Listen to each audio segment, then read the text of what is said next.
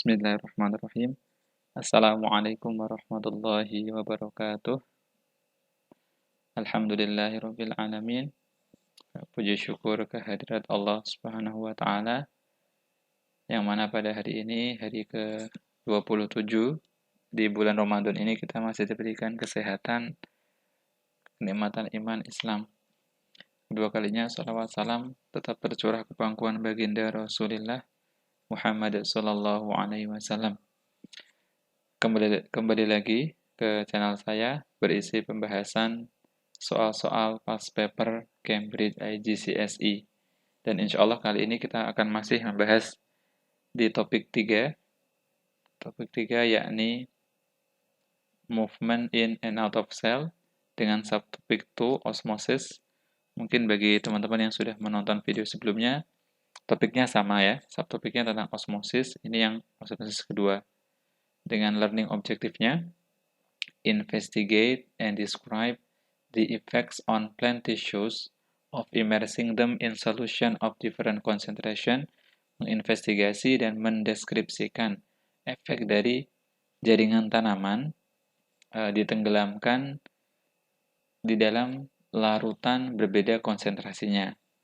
Nah, ini sebelum ke soal, sebagai refresh ya, kita merefresh tentang osmosis dulu. Apa itu osmosis? Dia punya beberapa kriteria, yaitu satu, bentar ya, saya tuliskan osmosis. Nah, satu, movement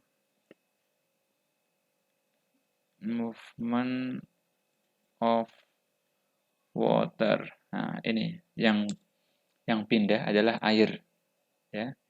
Kalau diffusion yang bergerak adalah substance-nya. Yang selanjutnya, bergeraknya dari from high water potential. Saya singkat WP, water potential. From high water potential artinya larutan yang airnya banyak. Berarti ini larutan yang encer ya. Nah, menuju kemana? To lower water potential. Larutan yang airnya sedikit, berarti pekat gitu ya. Berarti airnya berpindah dari larutan yang airnya banyak, yang encer, menuju ke yang pekat. Dan syarat keempat, through partially permeable membrane.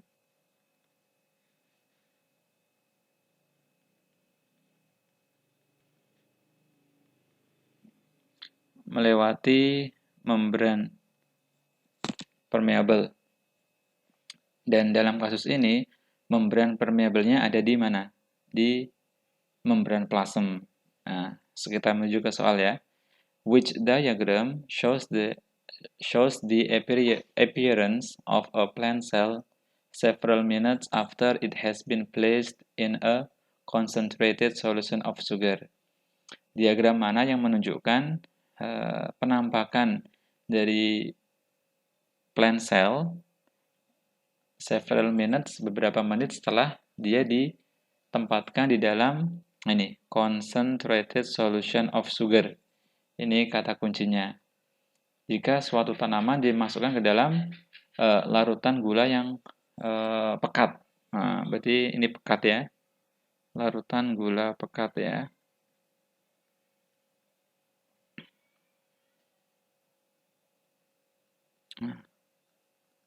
Nah, ini saya gambarkan sedikit dengan imajinasi memakai ini andai saya hapus dulu. Ini andaikan sebuah beker gelas. Beker gelas, kemudian beker gelas ini diisikan larutan gula. Saya kasih warna hijau. Ini biru, mohon maaf. Ini gula, warna biru ya. Nah, kemudian dimasukkan sel ke dalamnya. plan cell ya. Ini plan cell. Seperti pilihan A, B, C sama D. Itu plan cell. Nah, gulanya ini merupakan larutan pekat atau yang lower water potential karena memakai gula ya. Sedangkan karena ini pekat, maka kita bisa asumsikan bahwa plan cell-nya adalah encer. Nah, dan kita kembali ke definisi awal osmosis ya. Movement of water from high water potential, dari yang pindahnya air dari yang encer ke pekat. Sehingga dalam kasus ini karena di dalam sel itu adalah encer, sedangkan larutan gulanya pekat, yang di luar itu pekat, maka air akan move dari sel ke luar. Nah, berarti nanti air yang ada di dalam sel akan keluar. Akibatnya apa? Akibatnya nanti selnya akan mulai semakin kecil, agak mengkerut. Nah, sekarang kita lihat di gambar A ya, gambar A dulu. Nah, kita lihat bagian luarnya ini adalah cell wall. Cell wall-nya masih tetap, karena memang karena plant cell punya cell wall yang kokoh, sehingga terkadang cell wall nggak terlalu berpengaruh. Yang berpengaruh adalah membran sel. Ini cell wall, saya tulis cell wall. Nah, sekarang kita cek yang agak dalam, yaitu cell membrane. Cell membrane. Nah, di sana terlihat sel membrane-nya tertarik ke dalam. Seharusnya sel membrane itu rapat dengan sel wall, tapi di situ tertarik. Kenapa? Nah, ini dikarenakan cairan-cairan yang ada di dalam sel plant cell ini dia keluar. Cairannya keluar. Karena keluar, akhirnya selnya mengkerut. Karena mengkerut, akhirnya apa? Sel membrane-nya ketarik ke dalam semua. Namun masih tetap tidak berpengaruh terhadap bentuk sel karena plant cell memiliki cell wall. Sehingga bisa kita simpulkan bentuk yang tepat adalah yang A. Kalau yang B gimana? Kalau yang B ini tidak ada perubahan antara cell wall sama sel membrane-nya sama, masih tetap. Berarti ini tidak tepat, tidak terjadi perpindahan air. Mungkin ini berada di larutan yang equal, artinya konsentrasi di luar sel dengan di dalam sel sama. Kalau yang C ini kebalikan dari A. Kita lihat selnya makin besar. Selnya makin membesar. Itu karena ada air yang masuk, ya. Kalau air yang masuk berarti ini kebalikan dari yang A.